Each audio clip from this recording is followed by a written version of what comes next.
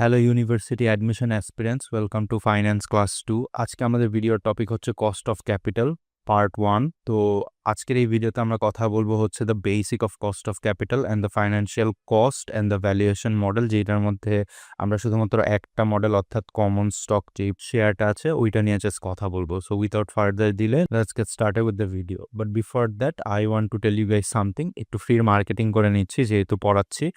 So আবির ডিকোডসের পক্ষ থেকে কিন্তু লঞ্চ করা হয়েছে BUP FBS exam batch, which totally focuses on the business study student. তো এই কোর্সে কিন্তু তোমরা পাচ্ছ 18টা টপিক ওয়াইজ শর্ট এক্সাম, যেইটার সিলেবাস কিন্তু তোমাদেরকে গুগল শিটসে প্রোভাইড করে দেওয়া হবে। এছাড়া 15টা ফুল এফবিএস এর যে স্ট্যান্ডার্ড আছে সেইটার উপর 40 মার্কসের মক এক্সাম নেওয়া হবে।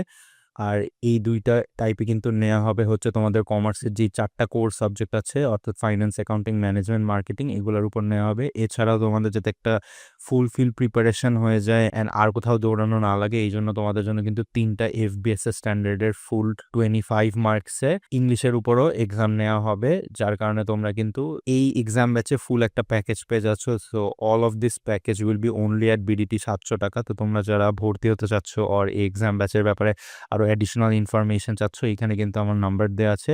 You guys can message me at WhatsApp and get admitted into the batch. And before getting admitted here তোমরা কিন্তু কোয়েশ্চেন আসতে পারে মনের মধ্যে যে আমাদের এই এক্সাম ব্যাচ কতটা রিলায়েবল, আর হয়তো জাস্ট একটা ফ্রি এক্সাম দিয়ে দেখতে চাও যে তোমার প্রিপারেশন কতদূর। তো এখানে কিন্তু আমি একটা ফ্রি এক্সামের কিওয়ার্ড দিয়ে রেখেছি। এই কিওয়ার্ডটা কিন্তু স্ক্যান করলে তোমরা একটা ফ্রি এক্সাম লিঙ্কে নিয়ে যাবে, সেইখান থেকে তোমরা একটা ফ্রি এফবিএস স্ট্যান্ডার্ডের মক এক্সাম দিয়ে দেখতে পারো, অথবা আমি ডেসক্রিপশন বক্সে লিঙ্ক দিয়ে দিব।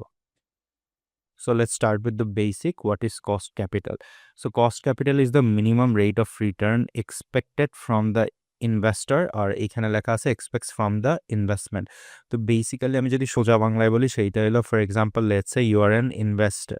তো তুমি হচ্ছে আমার কোম্পানিতে অর্থাৎ আবির ডিকোডসে ইনভেস্ট করবা। তো এই ইনভেস্টমেন্ট থেকে তোমরা মিনিমাম যেই রেট অফ রিটার্নটা অর্থাৎ মিনিমাম যেই মুনাফাটা বানাইতে চাবা সেইটাকেই কিন্তু আমরা কস্ট অফ ক্যাপিটাল বলি। লেটস সে তোমরা আমাকে বললা যে মিনিমাম ভাইয়া 10% দিতেই হবে, 10% না দিলে হবে না। তো এই যে তোমাদের একটা এক্সপেকটেশন যে মিনিমাম 10% দিতে হবে, this is the cap. So এইটা ফুলফিল করতে হবে। তো এইটাই কিন্তু আমাদের cost of capital. So cost of ক্যাপিটালের দুইটা কম্পোনেন্ট আমাদের মাথায় রাখতে হবে। একটা হলো ইনকার্ড এক্সপেন্স, অর্থাৎ কি পরিমাণ এক্সপেন্স তোমরা ওভারঅল হচ্ছে to satisfy the expected return of various investors. অর্থাৎ তোমরা এই যে আমি যে তোমাদের থেকে ইনভেস্টমেন্ট নিলাম, এখন তোমাদেরকে খুশি করার জন্য আমার কি পরিমাণ রিটার্ন তোমাদেরকে দিতে হবে। আর অপরচুনিটি কস্টে যদি সোজা বাংলায় বলি, লেটস সে তোমার কাছে ইনভেস্টমেন্ট করার দুইটা অপশন আছে, একটা হচ্ছে অপশন এ, একটা অপশন বি। এখন এই দুইটাই বেস্ট, বাট তোমার কাছে লাগছে E is better than B. তো এই যে তোমরা বিটাকে চুজ করলা না, so B will be your opportunity cost.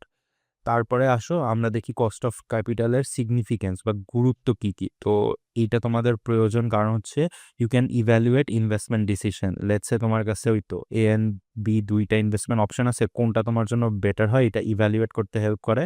তারপরে হলো ডিটারমিন দ্য ক্রেডিট পলিসি, অর্থাৎ তোমাদের যে পেমেন্টের term, discount rate, credit standard, এগুলো হচ্ছে ডিটারমাইন করতে হেল্প করবে। আর হচ্ছে determine the dividend policy. Dividend মানে কিন্তু তোমরা অনেকেই জানো এটা হচ্ছে লভ্যাংশ। তো এই জিনিসটা তোমরা যারা জানতা না লেখা রাখবা। তো ডিভিডেন্ড পলিসি অর্থাৎ কিভাবে ডিভিডেন্ড দিবা, ফিক্স তোমরা কোনো পার্সেন্টেজে দিবা নাকি ওপেন এন্ডেড দিবা, কিভাবে দিবা এইটা ডিসাইড করতে হেল্প করে। So before we go into the next slide, এইখানে আমি একটা ডিসিশন রুল দিয়ে রাখছি। এইটা মোটামুটি তোমরা মুখস্থ রাখবা, এইখান থেকে এমসিকিউ আসতে পারে। সেটা হচ্ছে রেট অফ রিটার্ন, অর্থাৎ আর যদি সিসি থেকে বেশি হয় then you can accept the deal. আর অর্থাৎ রেট অফ রিটার্নটা যদি কস্ট অফ ক্যাপিটাল থেকে কম হয় then you can reject or you should reject the deal. So moving on to our next slide, which is the determinants and the capital sources. তো ডিটারমিনেন্টসের ব্যাপারে কিন্তু already আমরা অনেকখানি আলোচনা করে রাখছি। এই যে এইখানে যে পয়েন্টসগুলো আছে এই পয়েন্টসগুলো একবার ভালো মতো রিড করবা তাহলেই হয়ে যাবে। তাও আমি বলে দিচ্ছি, সোর্স কস্ট অফ ক্যাপিটাল অর্থাৎ হচ্ছে তুমি ধরো যেই সোর্স থেকে তোমার টাকা টানবে, এইটা হইতে পারে শেয়ার হইতে পারে, এইটা হইতে পারে ডেট হইতে পারে, ওইটার সাথে অ্যাসোসিয়েটেড ওইটার সাথে যেই রেটটা তোমাদেরকে দিতে হবে, প্রদান করতে হবে। তারপরে হলো রিকোয়ার্ড রেট অফ রিটার্ন, অর্থাৎ ইনভেস্টরদের ডিমান্ড যেই রেটটা, যেমনটা তোমাদেরকে আগের স্লাইডে পড়াইলাম যে 10% তোমরা আমার কাছে ডিমান্ড করছো, যে এক্সপেকটেশনটা থাকে। অপরচুনিটি কস্ট কিন্তু অলরেডি কভার করছি। ইন্টারেস্ট রেট হচ্ছে তুমি ডেট আনলা, ডেপ্টের বিপরীতে তোমার যেই কন্ডিশন থাকবে। ট্যাক্স রেট হচ্ছে তুমি গভর্নমেন্টকে যেই ট্যাক্সটা দাও। আর ডিভিডেন্ড পলিসি হচ্ছে অলরেডি বললাম, ডিভিডেন্ড মানে কিন্তু লভ্যাংশ। তো তোমরা কিন্তু এসএসসি বা এইচএসসিতে যারা অলরেডি কমার্স পড়ছো, এই লভ্যাংশ বা ডিভিডেন্ডটা কি অলরেডি জানো। এটা হচ্ছে শেয়ার হোল্ডার বা যারা তোমার উপর ইনভেস্ট করে ওদের বছর শেষে বা পিরিয়ড শেষে একটা লাভ দেওয়া হয়। তো এইটা কিভাবে দিবা এটা ডিসাইড করতে হেল্প করে। তো এই যে ফার্স্ট পয়েন্টে দেখো সোর্স, এই source of cost of capital, অর্থাৎ ক্যাপিটালের কস্ট ফিগার আউট করার আগে কিন্তু আমার সোর্স ফিগার আউট করতে হবে যে কোথা থেকে আমরা আনতেছি। তো এইটা কিন্তু আমার এই যে টাকাগুলো আনবো, কোম্পানি অপারেট করব, এইটার জন্য দেখো 4টা সোর্স দেয়া আছে তোমাকে। এই 4টা সোর্স থেকে কোম্পানি মূলত তাদের যে ক্যাপিটালটা দরকার পড়ে ওইটা নিয়ে আসে, অ্যান্ড দেন আনার পরে ওইটার উপর কি হয়, আমাদের কস্ট অথবা কস্ট ইনকার্ড হয়। আমাদের সোর্সগুলোর মধ্যে আছে common stock, preferred stock, debenture বা বন্ড। এই ডিবেঞ্চার বা বন্ড হচ্ছে একটা পিওর লোন, এখানে মালিকানার কোনো স্বাদ নাই আর রিটেইন আর্নিং। তো এই যে কমন স্টকটা আছে, কমন স্টকটা কিন্তু আমাদের পিওর ওনারশিপ, অর্থাৎ এইখানে বাকি যেই 3টা আছে এগুলো কিন্তু কোনোটাই পিওর ওনারশিপ না, বাট এই কমন স্টকটাই হচ্ছে একমাত্র পিওর ওনারশিপ।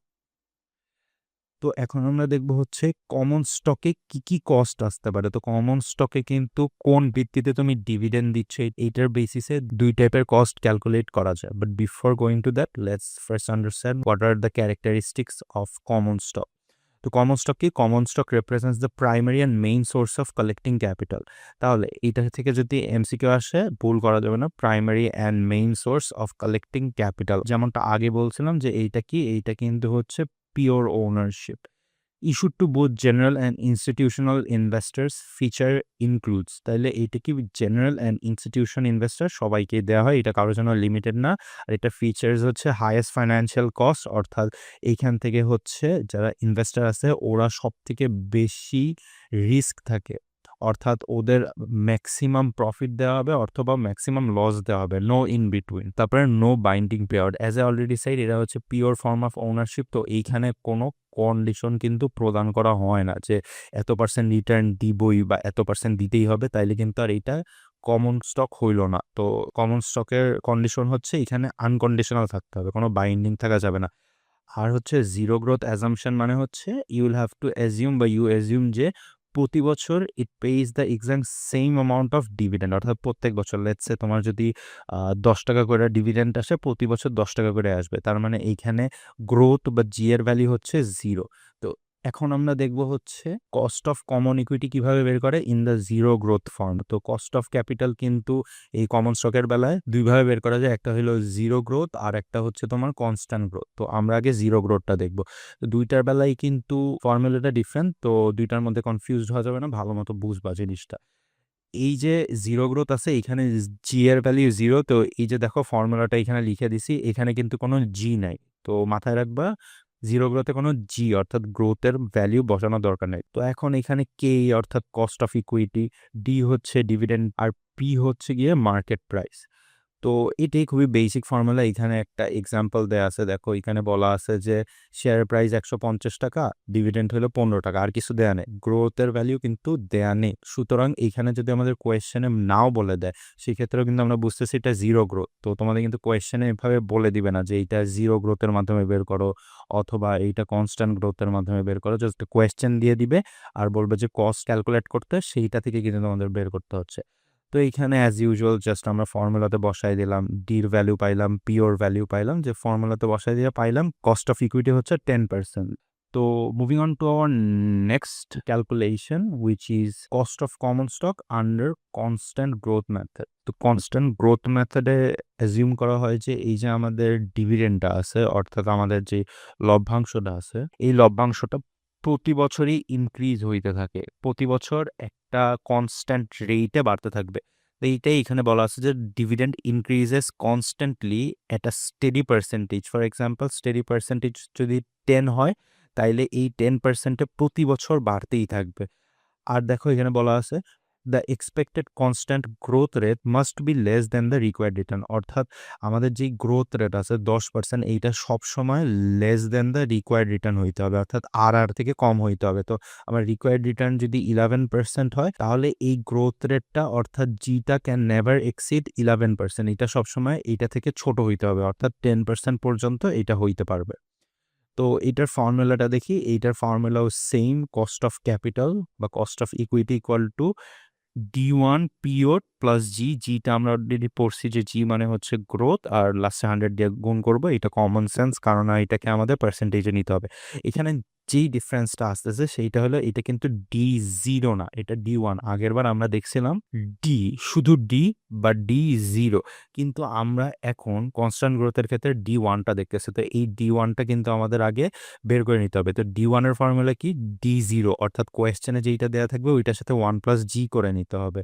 ফর্মুলাগুলো খাতায় লিখে রাখবা, অথবা যদি দরকার পড়ে আমাকে জানাবা, আমি ডেসক্রিপশন বক্সে স্লাইডটা দিয়ে রাখবো, ওইটাও তোমরা ডাউনলোড করে রিভাইজ করতে পারো। তো আসো এবার আমরা কোয়েশ্চেনটা দেখি। শেয়ার প্রাইস দেওয়া আছে 165 টাকা, আর অ্যানুয়াল ডিভিডেন্ড প্রাইস ইজ 15 টাকা। আর দেখো এখানে বলা আছে যে the share gross constantly at 10%। তো দেখো এইখানেও কিন্তু বলা নাই কোথাও যে এই ম্যাথটা বের করো using the constant growth method. এখানে জাস্ট গ্রোথের ভ্যালু দেওয়া আছে, তো এইটা দেখেই তোমরা ফিগার আউট করতে হবে যে এইটা কোন ফর্মুলা ইউজ করবা।